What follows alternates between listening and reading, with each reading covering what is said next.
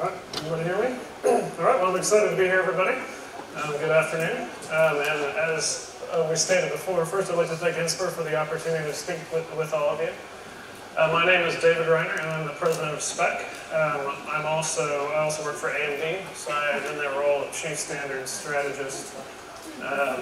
So we'll move on forward, but I assume everybody's probably heard of SPEC, being analyst in the server space. And so I know people probably have heard of SPEC Int or a few of our benchmarks, but today what I'd like to do is kind of walk you through all the different benchmarks we offer. I'll walk you through who's involved with developing those benchmarks around the world, and what more details about the organization. So first off, we were formed in 1988. We're a nonprofit consortium based in the U.S., but we are an international consortium.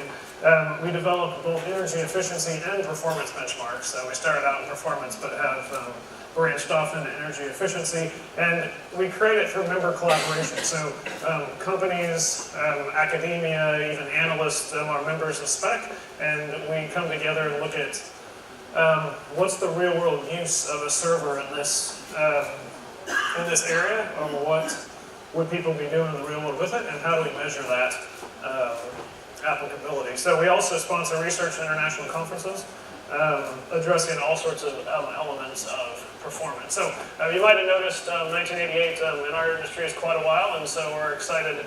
That is our 30th anniversary next month. Just something big for us. So a lot of people know about SPEC CPU. That's our most popular benchmark, but we actually have a whole list of benchmarks, and there's 3 different kind of groups within SPEC. So we'll start with the Open Systems group and the High Performance group. And the idea is for each of these, having there's not one benchmark that can measure all performance and is relevant to all use cases on servers. And so we develop benchmarks for each use case. And again, it's just members coming together saying, hey, there's a new area that we want to evaluate performance of, and let's get with them, just so there's at least 3 companies involved. Then we start a new group and work on a new benchmark. So we have SPEC Cloud as one of our newer benchmarks that we'll talk about a little more later, SPEC CPU.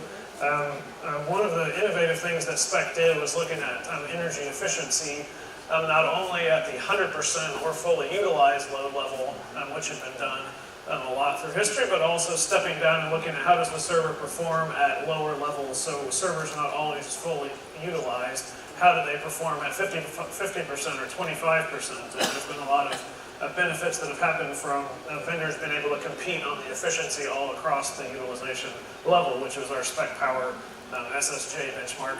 Also SPEC CERT, which we'll talk about a little more later, is aimed at the regulatory space and is being used by 4 different governments around the world for energy regulation. We also have a benchmark specifically focused on virtualization performance. Our SFS benchmark is for storage performance, and then SPEC Excel is one that we've been talking about some today, especially with NVIDIA's presentation of looking at accelerator performance on GPUs or other types of accelerators, which I'll talk about a little more later, and then Java performance. So we have both enterprise side and client side Java benchmarks in J Enterprise and JVB. So this is one of our 3 main groups within SPEC, and I'll delve into a few more benchmarks that I think are interesting to the audience here in a little later. So a second area of benchmarking is graphics and workstations. So these are CAD, CAM, some of these other types of applications that people use to design cars, to make movies, these kind of applications. So we have our SPEC APC, or Application Performance Suite, where you actually have the application like 3D Studio Max or Maya, and then you install this benchmark and it runs, flips models around and does things real world users would do, and then measures performance. Our most popular benchmark in this space is SPEC ViewPerf. So that actually takes instruction traces of these applications. You don't have to own all these different applications to run it, and it's actually freely downloadable for non-commercial use. And you can run this and get an evaluation of performance of your graphics card in the workstation space as opposed to the gaming space. And then SPEC Workstation then adds on, it uses ViewPerf, but it also adds on storage and compute performance for workstations in general. So there's a lot of benchmarks in this space and a very popular offering. So not only is SPEC involved in commercial benchmarking, we also have a research group. So there's actually quite a few members of academia who are involved here. In these groups, you can see all the areas that we study here. They write papers about it, they do research, they write tools to analyze performance, and then they collaborate with the industry groups in SPEC that are creating new benchmarks. So we're using the newest state-of-the-art practices. And then we also sponsor, along with ACM, a conference, the International Conference on Performance Engineering each year, which again studies performance and power measurement and how to improve the industry in this area. So what I wanted to go through is in a little more detail a few of the benchmarks that are relevant to what we've been talking about today and new things that SPEC is looking into. So first, SPEC Cloud. So this was our first benchmark. Benchmarks take a year or two at least to develop, and so in 2016 we came out with our first IaaS focused cloud benchmark, so it can run in public or private clouds. And it looks at these three measures of scalability, elasticity, and mean instance provisioning time. And some of our other benchmarks before, people had attempted to run in clouds, but there's a lot of hurdles to overcome and different metrics that are interesting. And so that's where this benchmark is moving forward. And for all of these benchmarks, there are committees that are developing new versions to expand or update these benchmarks. The next one is SPEC Excel, so talking about the GPU space. So this is our first accelerator benchmark, which actually has rules around how the source code can be modified to make sure all different types of accelerators can be evaluated. It runs, there's an OpenCL, an OpenMP4, and an OpenACC version. And so these are suites of a lot of applications. We actually go out and get real user applications and then put them all together in a harness to evaluate this performance. On the virtualization side, this is actually one of the benefits of having a consortium that has over 20 benchmarks in development at one time, which is we have a lot of resources to pull from. And actually, I will mention, I forgot on this earlier slide, which is a lot of the benchmarks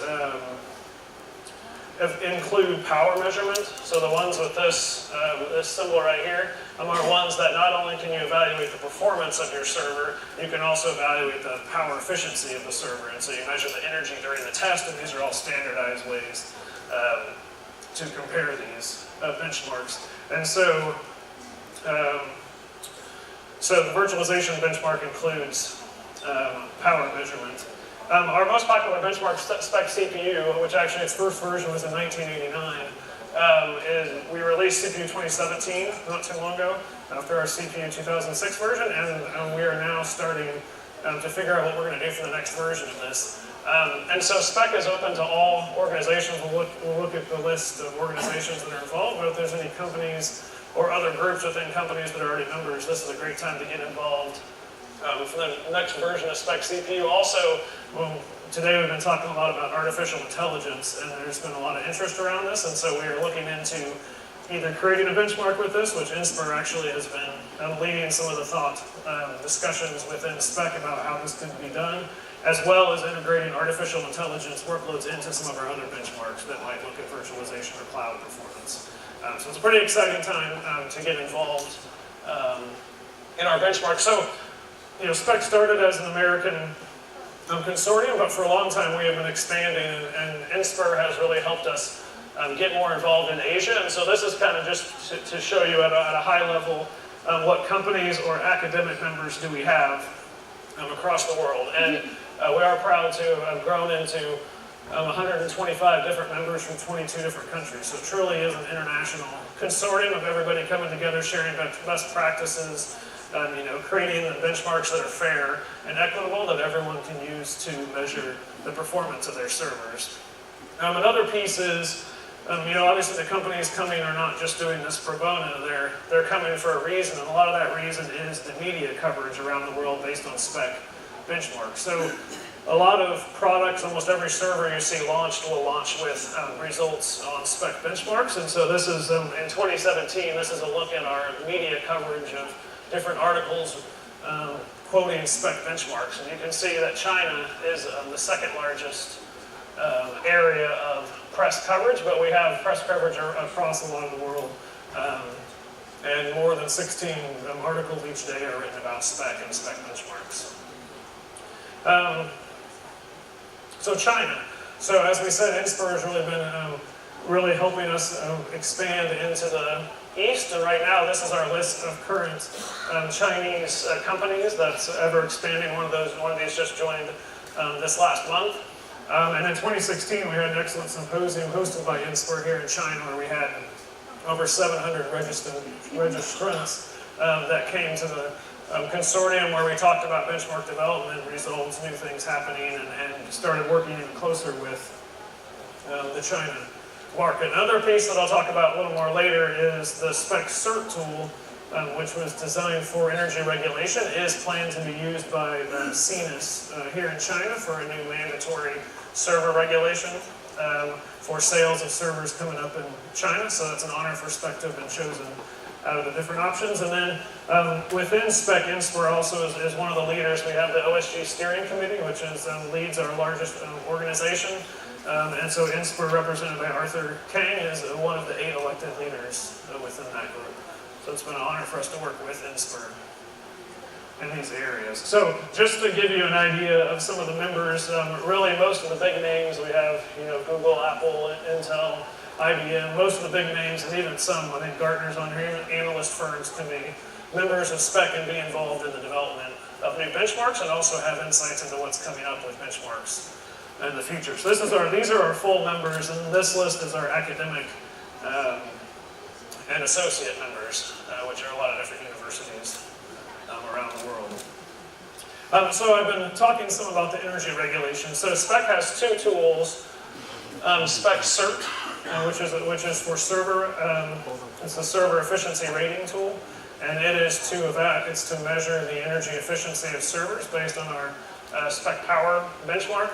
And so currently the EPA, the EU Commission, Japanese Lot 9 program, and China's CNIS program all are planning to use SPEC CERT as the measurement tool for their upcoming regulations that will start taking effect in the next couple of years. And so the Energy Star in the US is an optional program, but the other 3 are all mandatory, meaning you'll have to meet a SPEC CERT score to be able to sell your servers in those 3 geographies. So it's an important new step, and this is actually the first time that there will be mandatory regulations in those 3 areas, so something important. And another example of being involved in SPEC, and you can help design these tools that then are used in important ways around the world. So the other new thing that's going on is international standardization. So ISO IEC standardization around the world. There's a new standard specifically for using CERT in regulations that's being written within ISO. That's 21836 is the number of the standard, the draft standard. And so there's a number of countries, these are all the countries around the world that are involved in that standard, and once that standard's adopted, that'll be probably used by the EPA and CNIS and other organizations to help share best practices around the world relative to energy regulations for servers. So the other big thing that SPEC provides the industry is its result publication. So on all of our benchmarks, if you want to, you can run the benchmark, you can buy the benchmark, but some of them are reasonably complicated benchmarks. It's hard to know if someone that ran it and got a result actually followed all the rules and have an accurate result. So what we've done is we have a peer review process that you can submit that result to SPECs. Probably one of your competitors will review it, make sure it passes all the rules for the benchmark, and then SPEC will publish it on our website. And so this process has been going on for quite a while, and it's open to anybody can submit. The results are public, as I mentioned. And especially for SPEC CPU, one of the reasons that we've had so many submissions, as I mentioned, 64,000 publications over the years, is because this actually has become a requirement for a lot of bids and RFQs that to submit a server to that bid, you have to have a SPEC published result so that the company doing the bid knows that it's a valid good result. So if you look in the SPEC CPU database, there's actually almost every server with every model of CPU for every OEM pretty much in there. So it's also an excellent resource for analysts such as yourselves and for academic sources.